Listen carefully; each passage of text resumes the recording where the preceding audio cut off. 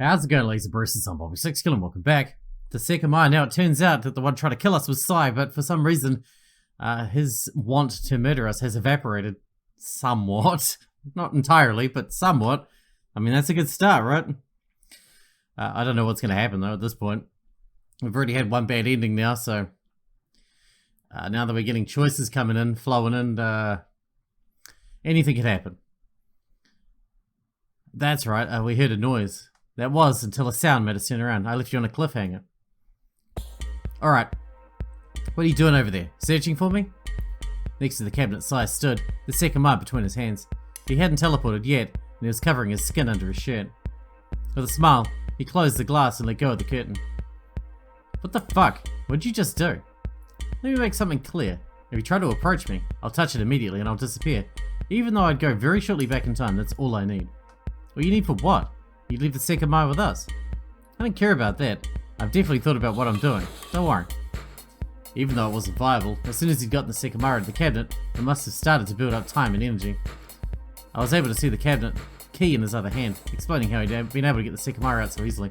We assumed he had the key anyway. What's with those faces? Are you surprised to see me again? That'd be silly. You went in hallway B. You probably just travelled from the future and arrived someplace I'd already investigated. But I didn't do that at all. I haven't touched the Sekimeiya once since I last talked with you. Don't lie. You had the other Sekimeiya hidden somewhere and you activated it to go back to the past. Then in the future you touched it again, so you'll appear in one of the hallway B's rooms. I just investigated. Maybe just travelled some seconds into the past from one room to another, making it all more simple. Am I wrong? Didn't I just say it? Yes. He also said that what my plan relies on.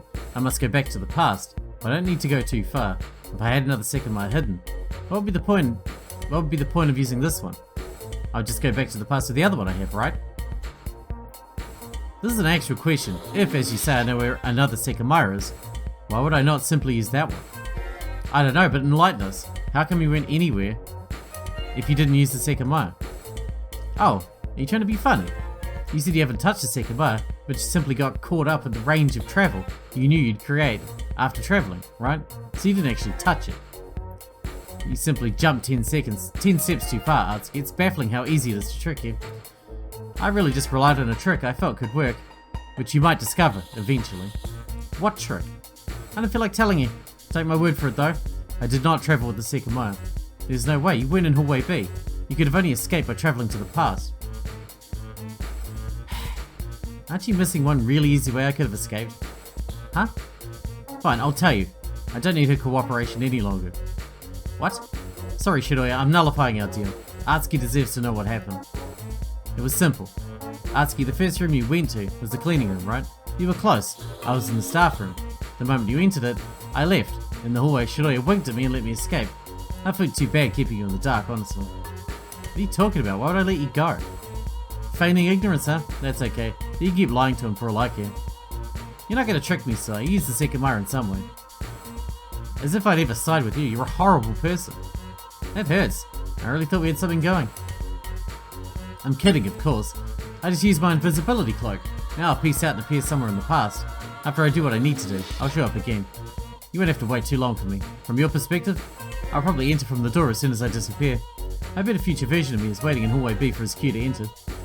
Stop. What do you even need to do? You said you don't necessarily need to travel back too far. Why not? Perhaps you'll get something right for once if you keep thinking. I could definitely wait a little more. He put the cabinet key in his pocket, signaling that he could use his free hand at any time to activate the Sekimeiya. Fuck, we can't let him travel. I'm not sure what he's doing, but he just has to go a few minutes back in time. He might need to escape from us in hallway B. That must be what we're missing. He's just trying to mess with my head by accusing Shidoya. If that's the case, is there a point in trying to stop him? He already escaped, so he's guaranteed to succeed. Wait, no, what am I thinking? When he took off toward hallway B, his goal was already to touch the Sekimeiya. He has another reason to use it, no matter what it is. It's still possible the travel he's about to perform will let him not be found though. I looked at Shidoya's eyes. She was at my right and sullenly she communicated to me that we had to stop him. He tried to kill me, maybe holding a knife. Whatever his intentions were, we had to assume they weren't good. No more questions? We stood, looking at each other. No matter how much he waited, or what he said, he would never be at risk. I'm all ears. I might just go already though. Wait. I don't know what to say. I was trying to think of a way to get the upper hand. Nothing? The seconds hadn't stopped ticking, and most of them been filled with silence. Our disadvantage was too significant. Why are you not activating it? Throw me your guesses. Why am I not activating it? I had fun figuring my stuff out, but it's better if I can see how ignorant you still are. Why is he not activating it? I did say at the start that he was giving me off massive Kokichi vibes. I can see why now, he's a total asswipe. He said he didn't care about travelling shortly into the past, but what else could it be? Yet again, silence kept passing while Sai looked unworried, ready to touch the Sekimeiya at any moment. Why are you so tense? I'm doing this to take care of one little thing, and you have no way to stop me. So instead of trying to do that, you can keep showing me how much you don't get. He really likes feeling superior, doesn't he? I can assure you I'll accomplish what I want, so relax a bit. When I disappear, I'll show up immediately, and I won't try to do anything to the Sekimeiya. Until then though, I'm not in a hurry. What the hell do you want then? Don't you want to keep begging for my knowledge? I'm sure you're curious about a bunch of things. You're the one who keeps refusing to answer. I bet you're trying to feel really smart. Yeah, he sounds like it. Right, I'm so smart that I turn myself on. That's true though. I suppose it's not fair if I won't answer anything. Remember at the beginning, I had no issues sharing my thoughts with you, but that changed at one point. There's no way you're dense enough to not know when. Yeah, when we saw you travelling. Well, when the Sekimeiya made me travel.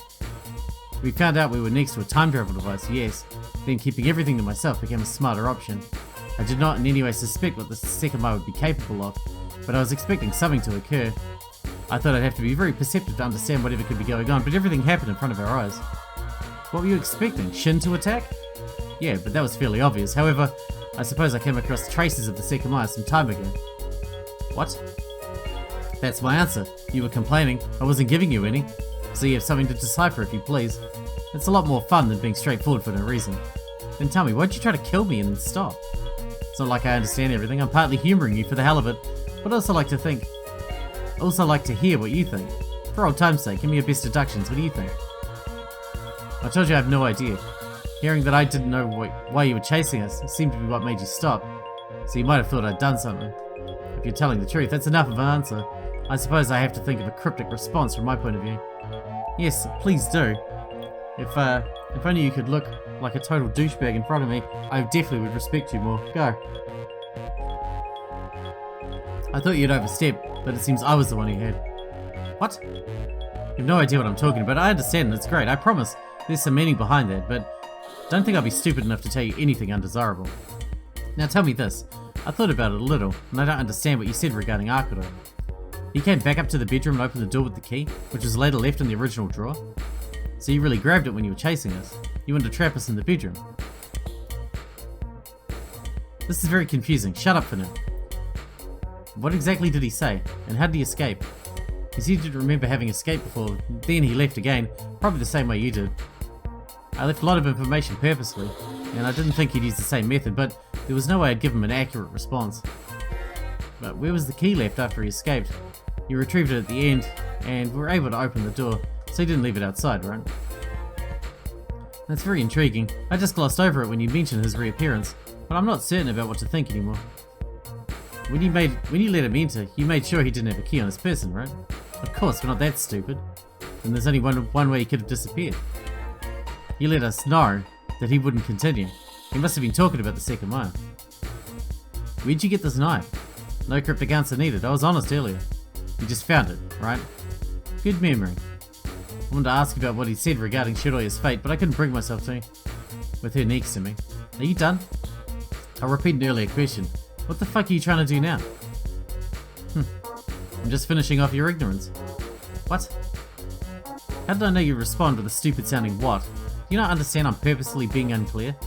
Being told the answer is no fun. I'm sorry if you disagree. Why would I even assume you're not being misleading? Why would you assume that? Normally you should keep it in mind, but understanding what I'm saying to then decide whether to trust it is what I'd advise. Are you not going to touch the Sekimeiya? Are you that eager to see me disappear? I am, yeah.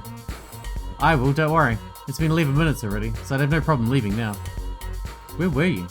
Why'd you not show yourself until now? I was here searching for you.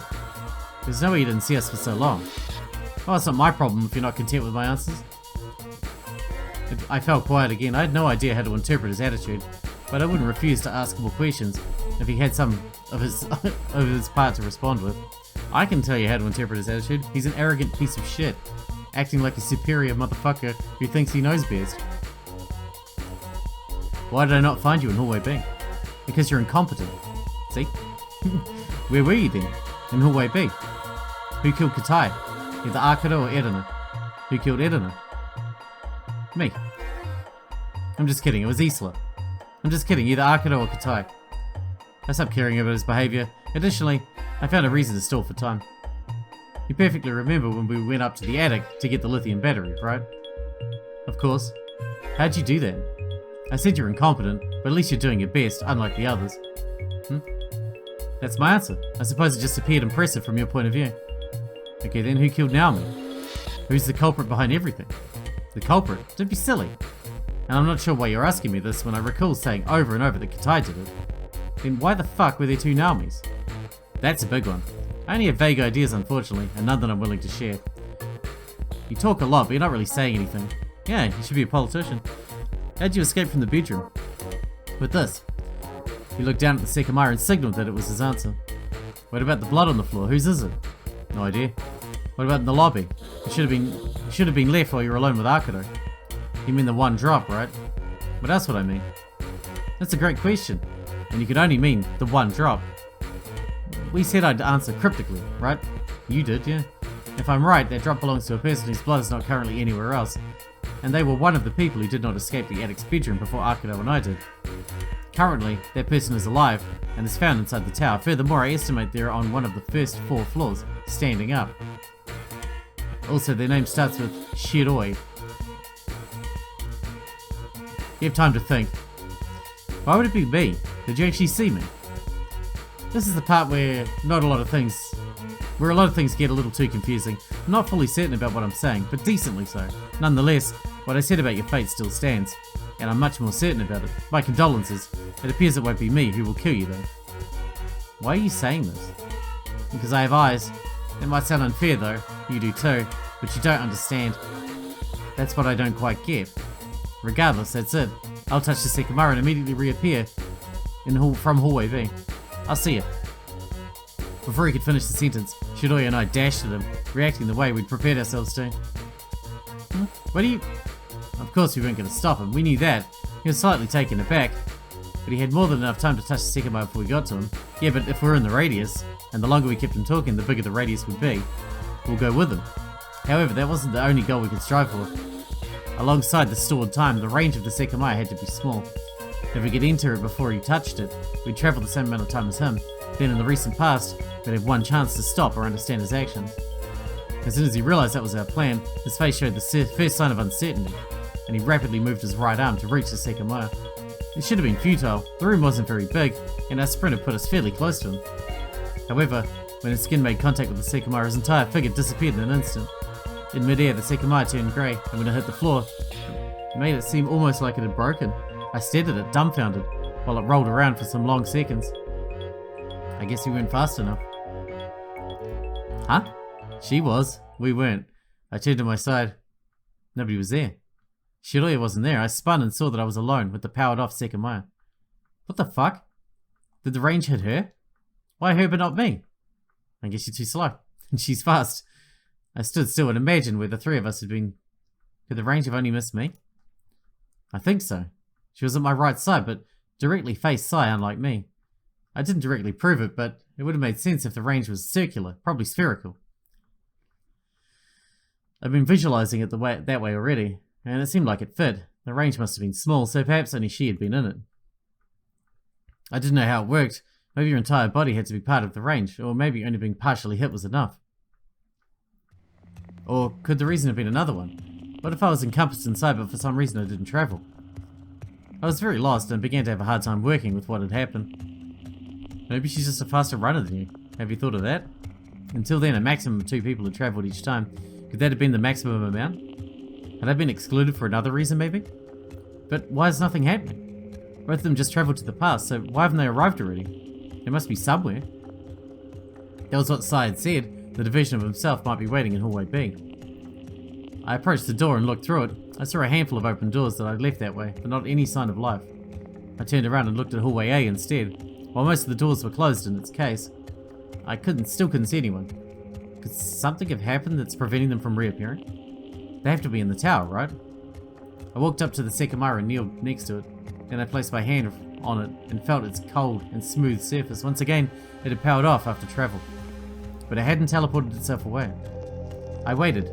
I knew something must have been about to happen, so I stood still, glancing back and forth between the two doors and trying to shake away the bitter taste the conversation with Sai left in my mouth. Man, if he couldn't teleport away, I would have punched him in his fucking face. However, nothing was changing. I was getting worried, but I didn't know what to do. After some minutes of standing up, I began to feel very uncertain. Suddenly, the Sekimeiya turned white. I estimated about 5 minutes had passed since Sai and Shiroya had travelled, and the Sekimeiya had probably been storing energy for close to 15 before their travel. I looked at it intensely and had an idea. Could having touched it while in its grey state have prevented it from teleporting itself as soon as it turned white? I couldn't think of much else, if Sai had been right earlier. But that doesn't make sense. When we travelled from the cleaning room, it fell into the buckets below the cleaning cart, and when the others found it, it was already white. Of course, I'd have to believe Sai's story to be sure, but nobody objected to it. I was really unsure about what to do. The silence had become unbearable in just those 5 minutes, and I couldn't understand why neither Sai nor Shiroya had returned. Like Sai had done, I put my hand under my sleeve and grabbed the Sekimeiya. Then I placed it inside the coal cabinet that Sai had left unlocked and scrolled the glass shut. I didn't lock it. I just felt the need to not leave it outside, and I knew Sai was the one who had the key anyway. Afterward, I didn't know what to do. I felt a pressing atmosphere, as if I was the sole remaining being in that immense building. Is it possible they appeared outside the tower, even though the distance travelled must have been short? The replicated location is an entirely different deal. Maybe that's what Sai meant when he said that he didn't care about how far he'd make it to the past. If he knew he'd appear outside regardless, and was lying about immediately reappearing from hallway B. But it can't be that Sai's goal was to leave. He won't willingly walk away from all of this, unless he learned something very important that would have changed his mind. If he wanted to escape, it must be that he planned to eventually re-enter through the storeroom. And what about the other Shiroya? She should still be here. Given the circumstances, her prison is tightly sealed inside the tower. There's no way she could have left through the storeroom, since no handle could have been reattached to the door, so opening it from the inside is pretty much out of the question. Using the Sekimeiya to escape would have been equally as hard though. Well, she could have taken it out of the cabinet and went to the attic. While we went to the attic, when we came back, we still found it locked within the cabinet. She couldn't have appeared outside the tower because she couldn't have left it locked again. I was just trying to reinforce the thought that I wasn't alone, acting as if it was impossible. Hey man, if we were alone, that means no one's going to be around to murder us today. I'd be down for that. What if she'd appeared outside the tower, entering through the storeroom from the outside, and left the door open to leave after placing the Sekimeiya in the cabinet? It looked like motives behind actions had stopped mattering, so being sure about any detail had started to feel impossible. The existence of that secret door made me anxious every time I thought about my situation. Not only did I not know if more people were around, but I also couldn't be sure that they couldn't enter at any time. I had no way to know if the door led to the outside, if opening it from the other side was possible, or if anyone would be able to enter without being seen. Just block the door. Chuck furniture in front of it. I'd only been able to hear my own breath. More empty minutes passed. What could be going on? Sai said that he hadn't killed anyone. So, could it be that the true culprit found them and that's why they hadn't come? At some point I realised how anxious I'd become. I didn't know whether to fear Sai, a different true culprit, or the sudden solitude. I wouldn't fear Sai, I just want to punch him. I walked out to hallway B and began to take automatic steps toward the lobby. I've been trying not to leave the Sekimeiya behind, but since I hadn't been able to let the proposition of being alone sink in, I succumbed to the need to wander around. What a great idea. I looked at it, it's always worked out for us in the past. I looked at the vast, empty lobby, and what felt like a metal ball started to make its way down my stomach. Every step I took was all I could hear. When I entered hallway A, I grew sure of it. Sai and Shiroya must have escaped. That had to have been the meaning behind Sai's words, but it was impossible to know if I'd seen them again before 9 o'clock. Even the other Shiroya, whose existence seemed incredibly volatile, had hidden from me as her only action. Without a searching partner, anyone could stay out of my view if they so desired.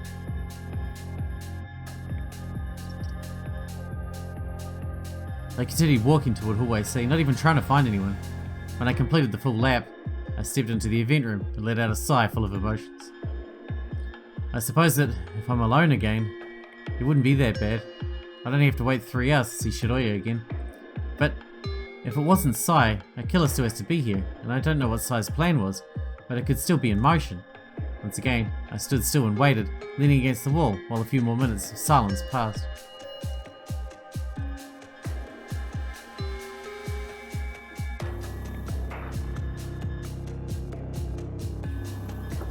I walked up to the cabinet and uncovered the curtain. Should I try to use it? Anything could determine the replicated location.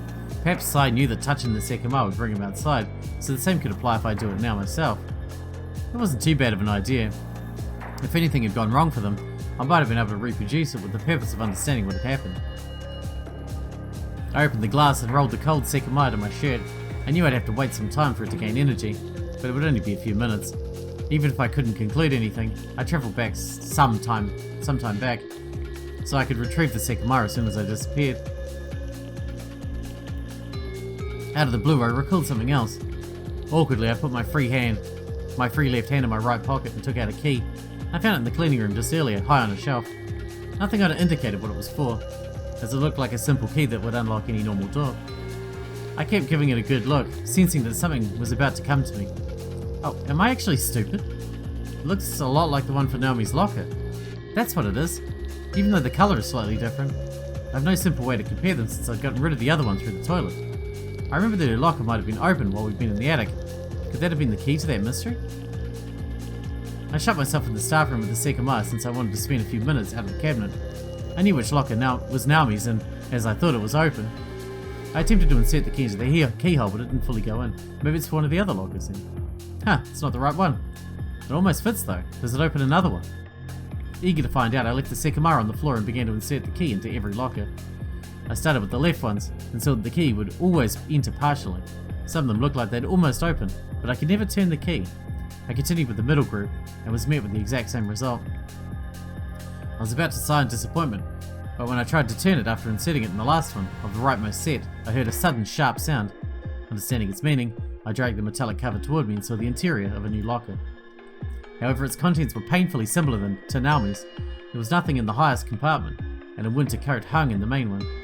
As the biggest difference, a pair of brown corduroy pants were folded in the bottom. Is it Katai's? Even though there didn't seem to be much of use, a phone could have been left in the clothes. I put the key back in my pocket, crouched to grab the pants, and held them up with one hand while I felt them.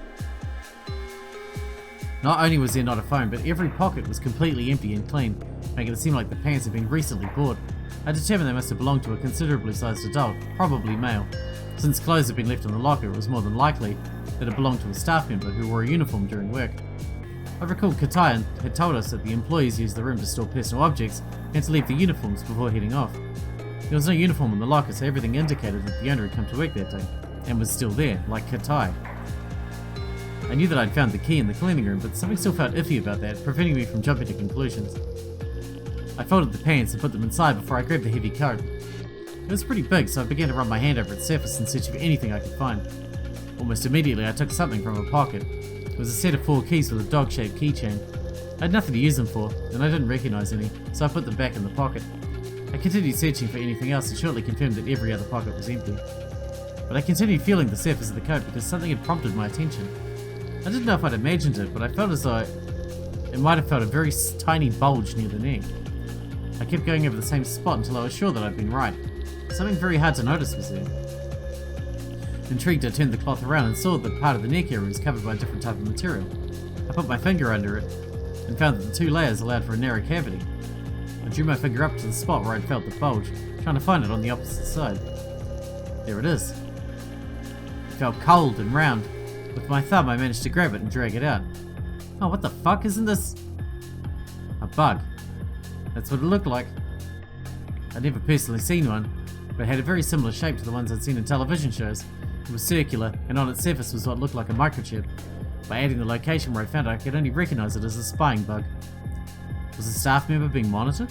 Could Shin have planted a bug on a staff member to learn about the measures Ashiya were taking against them? No, that doesn't make a ton of sense. They wouldn't plant it on the clothes that are always left in the locker. Could it be the inverse then? Did Ashiya suspect that they were part of Shin? Even though the events had morphed into something nearly incomprehensible, they'd started from Ashiya and Shin's battle. It was foolish to think Shin weren't involved in some way. And something had been cemented as reality. One of Ashiya's staff members had been monitored. I'd already seen the interior of Katai and Naomi's lockers. The 2 staff members I was familiar with, someone else must have owned that one. Oh, so we've seen Katai's one. I forgot about that. I looked at it closely, haunted by the truth behind it. Could someone have been hearing my movements in a completely safe space somewhere in Yushibana? If so, they might have realised that the bug had been found. but it was very unlikely it was being listened to at all times. I put the coat back in the locker, but I didn't reattach the bug to it, mainly because it looked tricky to do. Instead, I left it in one of its pockets, knowing it would be found by police if I mentioned it to them. I glanced down at the Sekimeiya. Since I had the key to a new locker, I could lock it inside and look around the entire building for Shiroya. No, I shouldn't do that. This could be part of someone's plan. How can it be that this key was never found in the cleaning room, with how much we've searched this floor? Doesn't it look like obvious bait to make someone believe they have a safe space to hide the Sekimeiya? If the culprit, or let's say Sai, found a key well hidden and had it somewhere, they could have duplicated it with the Sekimeiya. Then, they left it in the cleaning room and hoped that someone would take the bait and keep the Sekimeiya in a locker they also had access to. But it was alright. I intended to touch the Sekimeiya so in the past, I'd have time to search the building. That way I'd know for a fact that nobody could take it in the meantime. I put my hand beneath the cloth of the shirt and felt the Sekimeiya's surface. As I thought, it had begun to heat up. I couldn't take my eyes off it. Sai had left it behind on purpose, which made his intentions feel impossible to understand. Since the time he'd escaped from the addict's bedroom, he must have learned a few key details and found some attainable goals. A sudden thought confused me. If the culprit has been using the Sekimeiya to escape our reach, and has been responsible for all the deaths, why had they not targeted Sai? I had no idea, but thinking that Sai was the killer didn't fit very well either. Why had he spared my life earlier? Could he really have found the hidden knife that we'd missed? He'd said that it had been poorly hidden and that he'd overstepped. What the hell did that mean? That's wrong. Sai's voice played in my head. What you two just said is wrong. That'd have been a direct denial of Shiroya's claim. If you used the Sekimeiya to travel back in time after you killed them, a point in which your clothes were still clean would have been reconstructed and the stained ones would disappear forever. Should I take his word at face value and accept that he knows better than us? What exactly is wrong about that? I can think of 3 different things. He might be referring to the part where his clothes would disappear forever. Perhaps it would appear somewhere, but that doesn't sound too likely. Maybe he really meant that the Sekimeiya couldn't have achieved that, but there's no way that we're wrong. We know such a thing could have occurred because the key to Naomi's locker was reconstructed in my pocket by travelling. Did he maybe mean that under his own circumstances, he could never have achieved that? Maybe he figured out what determines the replicated location, and knew that given the way it works, the Sekimeiya would never have replicated the point in which his clothes were cleaned. Could that be it? It was very hard to tell. I had thought that the existence of the replicated location was something we'd finally concluded about the Sekimeiya's mechanics, and I'd been pretty confident about it. Sai's intention could also have been purely to taunt us, and appear to have superior knowledge, while in actuality, we hadn't been wrong. Is there any travel we know has occurred that directly denies our theory? I ran through every detail I knew about it. Fairly quickly I found an inconsistency. Alright, when I appeared in the security room and fell backward because the chair wasn't properly positioned for me to sit in it, the position where I appeared indicated that the replicated location must have been me sitting on that chair, but I'd never done that. Oh, and the recording too. Of course, if it's legitimate, we'd assume that it had been brought from the future. While there isn't a big issue, the way we were thinking the Sekimeiya worked doesn't make it that simple. In a month from now, someone would have to hold the voice recorder, then, further in the future, that same person would have to go all the way back to today, and have the time in which they had held it as the replicated location. It's not reasonable to rule that out, but it complicates everything a lot more. But I just can't abandon that way of thinking about it. It can't be that you can bring an item you have to the past, or else the cleaning cart would have appeared with Shiroya in the attic. How can we be wrong? There's no way we are. We appeared in the attic exactly where we'd been prior to that point. That position was definitely based on a previous one, so we can't be completely wrong. However, there's the security room instance. Like, I thought back then, that can't be a random location sitting in front of the computer. Could it have been influenced by Katai's past position? He was the last one who'd sat in that chair a while before our travel, but why would this have mattered? Sai's been right. Something about what we'd said was wrong, but I didn't know what it was. It could have been a minor detail or a major contradiction. I kneeled next to the Sekimeiya, ready to touch it. Sai had figured out a few things in a very short time, so I might have been able to do the same if I'd kept experimenting. The main purpose was to comprehend why Sai and Shiroya hadn't appeared, so I knew it was possible the travel wouldn't go smoothly. I was a bit hesitant and had to breathe deeply a few times. I'd been sharing every travel with Shiroya, so doing it alone like the very first time felt a bit imposing. I relaxed myself and let some more time pass. I estimated it might have been 15 minutes since I'd gotten the Sekimeiya out of the cabinet, so I was about to travel back, as far back as Sai and Shiroya had. Remembering the sound the Sekimeiya had made when it had fallen to the floor, I realized that grabbing it before activating it was a very bad idea. I stopped touching the floor with my right hand and approached the unmoving Sekimeiya, determined to travel once more. I guess that is the perfect time to wrap this one up because it looks like we just travelled. I don't know why we're bothering. I'd rather just sit in the event room and wait for them to show up. Wow. Wait for Shiroya to show up. If Sai shows up, I'd still slap that bitch. Fucking bastard. Anyway, hope you guys enjoyed it. Thanks for watching. Thanks for getting out for me, and I'll see you in the next one.